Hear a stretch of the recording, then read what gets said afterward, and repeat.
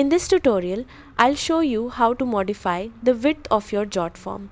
This is useful when you want your form to fit your website layout or match your branding.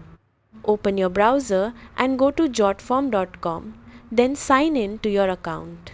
From your dashboard, select the form you want to modify and click Edit Form.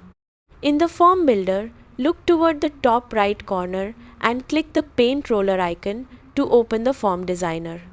Next, select the Styles tab and scroll down until you find the Form Width option. Enter your desired width in pixels. For example, you can enter 750 px for a narrower form or 900 px for a wider layout. Once you've entered your preferred width, click Preview Form to see how the form looks with the new dimensions. If everything looks good, save your changes. If needed, you can go back and adjust the width until you're satisfied with the layout. That's how to modify the width of your Jotform. Thanks for watching.